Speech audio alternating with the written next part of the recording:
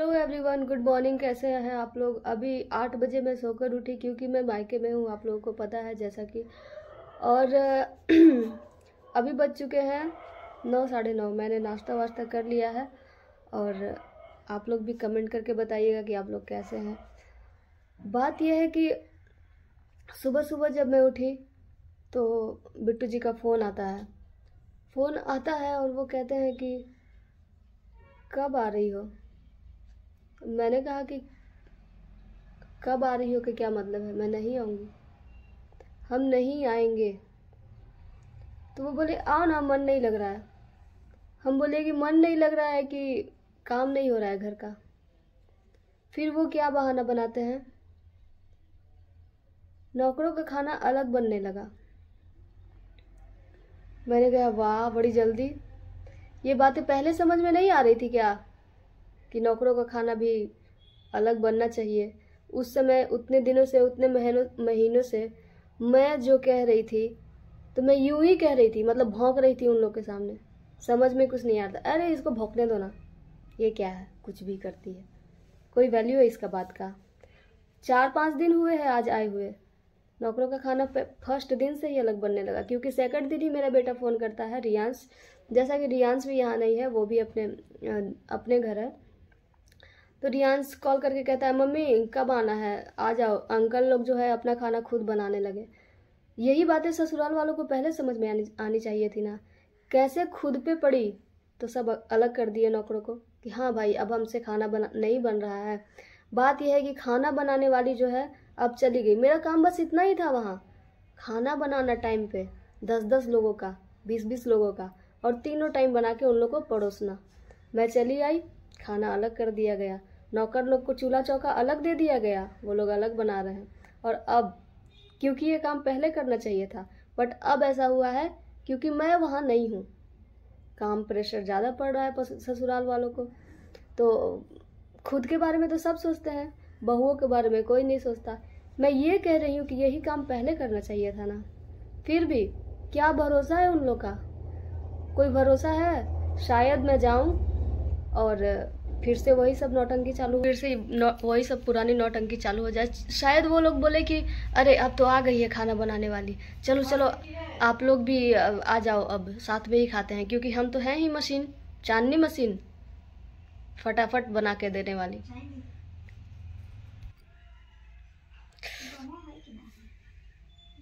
Sorry guys, आंखों से पानी निकल रहा था, क्योंकि उन लोगों के लिए आंसू भी कहना बेकार है। मतलब यहाँ पर यही साबित होता है ना कि हम मशीन हैं, बस करते जाओ करते जाओ। और अब आ गए तो सबको अपना अपना शरीर का पड़ा हुआ है, सबको अपना अपना बॉडी का पड़ा हुआ है। अरे काम करने वाली तो है ही नहीं। चलो, इससे वैल्यू पता चलती है घर की बहुओं को, घर की बहुओं की वैल्यू पता चलती है कि आपकी उस घर में वैल्यू कितना है। चलो, वो लोगों के लिए आंसू निकालना बेकार है, कोई मायने ही नहीं इस बात का। देख देख के, मेरा बॉडी देख देख के हमको खुद तरस आ रहा है कि हम क्या से क्या हो गए। लोग हर रोज़ हमसे कोई ना कोई मिलने आता है यहाँ। शर्म के मारे मैं उन लोगों के पास जाती नहीं हूँ, जाती हूँ अगर गलती से चली गई, पहला सवाल सबका यही रहता है, अरे चांदनी ये कैसा। अभी तो वीडियो में मैं कुछ ठीक दिख रही हूँ क्योंकि फ़िल्टर लगाया है मैंने, और विदाउट फ़िल्टर भी आपने मुझे देखा है कि मैं कैसी लगती हूँ। तो बात यह है कि मुझे शर्म आती है सबके सामने जाने पे। वो लोग हमसे बड़ी बड़ी, 5-5 साल बड़ी, कोई 2 साल बड़ी, कोई 5 साल बड़ी, कोई छोटी भी, वो सारे लोग जिनकी शादी हो गई है, जो बहुत सुखी संपन्न है अपने घर, वो चमक रही हैं, उनका चेहरा ग्लो कर रहा है, और हमको देखते ही कह रही है चांदनी कैसी लग रही है, बुढ़ी जैसी। बताओ, मतलब क्लियर बोल दे रही है। मेरा बॉडी बता रहा है उन लोगों को, मेरा फेस बता रहा है कि मेरा क्या हाल हो गया। अगर आप घर की बहुओं को सही रखते हैं ना, तो घर की बहुएं या घर की औरतों को देखकर घर का स्थिति का पता लगाया जा सकता है। मेरे घर की स्थिति एकदम ठीक है, लेकिन मेरी स्थिति एकदम बेकार है, एकदम बेकार। कहते हैं ना कि घर की लक्ष्मी को देखकर घर की स्थिति का पता लगाया जाता है, तो वही हाल है। मेरी स्थिति तो बेकार है, भले ही उन लोग की स्थिति ठीक है। मेरी वैल्यू ही नहीं तो स्थिति क्या ठीक रहेगी। हस्बैंड बोले कि आना नहीं है, आ जाओ, तो मैं बोली कि नहीं अभी नहीं आऊँगी। क्यों, मन नहीं लग रहा है मेरे बिना? क्या रंगरलियाँ नहीं मना रहे हो? चैटिंग वगैरह तो अब कर सकते हो आराम से, क्योंकि ये भी तो शामिल है उनके डेली प्लान में, डेली रूटीन में उनके शामिल है कि चांदनी से छुप के चैट करना है, चांदनी से छुप के फ्लर्ट करना है दूसरी औरतों से। तो ये सब करते हुए तुम्हें, अब तो हम नहीं है वहाँ, कोई रोक टोक भी करने वाला नहीं है, तुमको डिस्टर्ब करने वाला भी नहीं है। तो मेरे हस्बैंड को तो अब अच्छे से रहना चाहिए। मेरे हस्बैंड भी कम नहीं है, वही ठीक रहते। जैसा कि पहले भी मैंने बोला, तो वही ठीक रहते तो मेरी ऐसी स्थिति थोड़ी ना होती। कॉल करके कह रहे हैं कि आ जाओ, मन नहीं लग रहा है। हम बोले अच्छा ठीक है, लेकिन अभी तो नहीं आएंगे। अभी तो कोई कहेगा तो नहीं आएंगे, या अभी हम जा ही नहीं सकते जब तक मेरा मन ना भरेगा, जब तक हम पूरा आराम ना कर ले। स्वस्थ तो पता नहीं हम होंगे कि नहीं होंगे, क्योंकि जैसा कि आप लोगों को पता है कि हम बीमार रहते हैं। तो यहाँ पर आकर तो हम बीमार नहीं पड़े हैं अभी तक। थोड़ा बहुत आए थे तो कमजोरी था कुछ दिन नहीं, 1-2 दिन, लेकिन आराम करने की वजह से मेरे बैक में जो हमेशा वहाँ पेन रहता था काम करते करते, वो एकदम नहीं है यहाँ, ज़रा सा भी। ना मेरे हाथ में दर्द, ना मेरे पैर में दर्द, ना मेरे कमर में दर्द, ऐसा कुछ नहीं है, क्योंकि हम फुल्ली रेस्ट करते हैं, घूमते हैं फिरते हैं। दिमाग में टेंशन नहीं है कि अरे हाँ अभी ये काम करना, अभी वो काम करना, अरे दोपहर को क्या बना के दूंगी 10 लोगों को, 15 लोगों को, रात में क्या बना के दूंगी, सुबह में 15 लोगों को क्या बना के दूंगी। यही सब करते करते तो मेरा वहाँ दिन गुजर जाता था। तो ये सब कामों से तो मैं फ्री हूँ, इसलिए मेरे दिमाग में एकदम टेंशन नहीं है। और जहाँ तक बॉडी पेन की बात करूँ तो वो भी कहीं नहीं है। एक दिन आप लोगों को याद होगा कि कैसे मेरे रात को बॉडी पेन हो रहा था, हाथ में, पैर में, कमर में दर्द था, और मेरे हस्बैंड सामने मेरे साथ सोए थे, लेकिन ऐसा इग्नोर कर रहे थे हमको, ऐसा इग्नोर किए रात भर, और देख रहे थे हमको कि हमको बहुत दर्द हो रहा है। हम रोने लगे इसी बात को लेकर, लेकिन उनको फ़र्क नहीं पड़ा, वो सो गए, खराटे लेने लगे। फिर खुद से हम दवाई निकाल कर खाएं, पानी पिए, थोड़ा सा रेस्ट मिला, हमको अच्छा लगा, तो उसके बाद हम सोए थे। लेकिन सुबह उठकर हम आप लोगों के साथ ये सारी बातें शेयर किए थे कि रात को क्या क्या। ऐसा हम एक दिन की बात नहीं है, ऐसा मेरे हस्बैंड हमेशा मेरे साथ करते हैं। आप लोगों को एक और ज़रूरी बात बताऊं, मेरे हस्बैंड गए हैं मुझे छोड़कर यहाँ, उनको समझ में आया कि हाँ मैं छोड़ के जा रहा हूँ, तो चांदनी को कुछ दे दूँ, कुछ भी दे दूँ, उसे कुछ खरीदना होगा, उसे 10-20 रुपये दे दूँ, या 5 रुपये दे दूँ, या 100 रुपये दे दूँ। कहते हुए तो मुझे बहुत शर्म आ रही है, लेकिन शर्मा के क्या फ़ायदा है जब हस्बैंड ही ऐसा हो। तो उन्होंने 1 रुपये, मैं जाती हूँ बिना पैसे के मायके। बहुत सी लड़कियां तो सोचती है कि मैं मायके जाऊंगी, ऐसे पैसे उड़ाऊंगी, वैसे पैसे उड़ाऊंगी, इतना खर्च करूंगी। शुरू में ऐसा नहीं था, जब मैंने शादी किया था, तो जब मैं आती थी तो वो कुछ दे के जाते थे मुझे, लेकिन 2-3 बार से ऐसा हो रहा है कि वो मुझे कुछ भी नहीं दे के जाते, 1 पैसे तक दे के नहीं जाते। मम्मी से बात पे पैसे मांगने पे ख़राब लगता है, तो मैं कुछ यहाँ भी नहीं मांगती किसी से, क्या मांगूँ, जो खुद समझ में आता है वो तो यहाँ हो ही रहा है। यहाँ मुझे सबसे बड़ी बात यह है कि यहाँ मुझे रेस्ट मिल रहा है, मेरा दिमाग ठंडा है, इससे बड़ी बात और क्या। अगर ये वहाँ भी मुझे कुछ नहीं मिलता, लेकिन मेरा दिमाग शांत रहता, तो मैं वहाँ भी खुशी खुशी रह लेती। वहाँ भी मुझे कम काम करना पड़ता, तो मुझे इतना प्रॉब्लम नहीं था। लेकिन एक तो आप वहाँ भी मुझे कुछ नहीं दे रहे हो, ऊपर से मेरे दिमाग में टेंशन दे रहे हो, मुझसे इतना काम करवा रहे हो, तो मैं कैसे रहूँगी ससुराल में?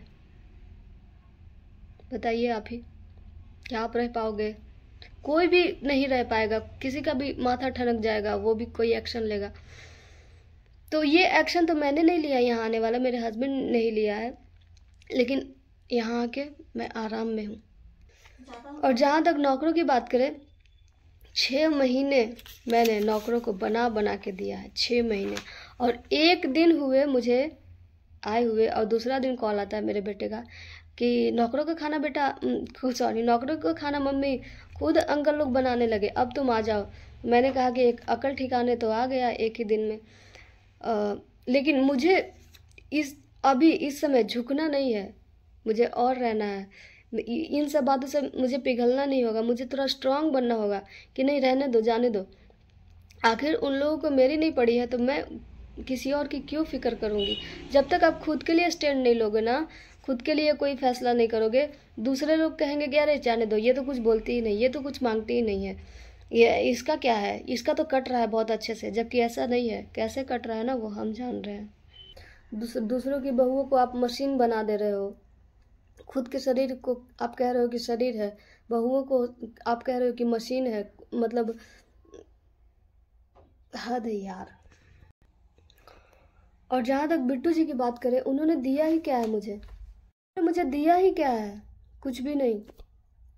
उन्होंने मुझे दिया है धोखा, उन्होंने किया है मेरे साथ विश्वासघात, उन्होंने तोड़ा है मेरा दिल। और हर रोज ये मेरे साथ धोखा करते हैं, हर रोज वो मेरे साथ विश्वासघात करते हैं। लेकिन फिर भी मैं तो पत्नी धर्म निभा रही हूँ, ये दिल उन्हीं से आस लगा के बैठा है, क्योंकि मुझे तो कोई दूसरा रास्ता नजर नहीं आता। वो भले ही फ्लर्ट कर ले और लड़कियों के साथ, वो भले ही फ्लर्ट कर ले और औरतों के साथ, लेकिन मैं कहाँ फ्लर्ट करने जाऊँ, मेरा तो ये काम नहीं है। शायद इसी आस में मेरी ज़िंदगी कट जाएगी कि कभी ना कभी बिट्टू जी सुधर जाएंगे, कभी ना कभी वो मेरे तरफ ध्यान देंगे। और उनको तो बस एक बहाना है, चांदनी ऑपरेशन नहीं करवा रही है, चांदनी ये नहीं करवा रही है, चांदनी वो नहीं करवा रही है। चांदनी को तो तुम घींच घाच के ले जाके ऑपरेशन करवा दोगे, उसके बाद क्या करोगे? ऑपरेशन करवा के तुरंत आएंगे ना तो क्या कहेंगे, काम करो घर का, 10 दिन रेस्ट देंगे ज़्यादा से ज़्यादा। जबकि यूट्रस रिमूव करवाने में आपको 3 महीने की रेस्ट चाहिए फुल्ली। यही सब डर से हम ऑपरेशन नहीं करवा रहे हैं कि मेरा तो धजिया उड़ जाएगा। उसके बाद अपने शरीर का खुद ख्याल नहीं रखेंगे तो दूसरे क्या, वो भी मेरे ससुराल वाले, वो क्या रखेंगे मेरा ख्याल। यही सब बातों से मैं ऑपरेशन नहीं करवा रही हूँ। और बिट्टू जी मतलब बहाना लेके बैठ जाते हैं कि तुम ऑपरेशन नहीं करवा रही इसलिए तुम सूखी हो, तो ऑपरेशन नहीं करवा रही इसलिए तुम पतली हो। जी नहीं, कि तुम्हारे घर बहुत टेंशन है हमको, तुम्हारे घर हमको कुछ चीज़ मिलता नहीं है, कुछ भी नहीं मिलता है। यही सब बातों से मैं ऑपरेशन डर के नहीं करवा रही हूँ कि ऑपरेशन तो मैं करवा लूँ, उसके बाद तुम मेरा क्या हाल करोगे वो मुझे पता नहीं है। मेरे ऑलरेडी 2 ऑपरेशन हो चुके हैं, जब बेबी हुआ था दोनों, उसके बाद क्या स्थिति हमको नहीं पता है कि मैं भूल गई हूँ, सब मुझे पता है। 10 से 15 दिन रेस्ट दिए हो, ज़्यादा से ज़्यादा 20 दिन बस। उसके बाद मैं कुत्तों की तरह काम कर रही थी। खैर ये सब बातें छोड़िए, मैं तो बस यही कहूँगी कि अभी मैं नहीं जाऊँगी बिट्टू जी, अभी मैं नहीं जाऊंगी। अब आपको जो वीडियो बना के बोलना है, जो सबको बताना है, बताते रहिए, मैं नहीं आने वाली अभी। एक तो आपने मुझे कुछ दिया नहीं, रूखा सूखा बस यूं ही ऐसे ही छोड़ दिया। मैं नहीं आने वाली अभी।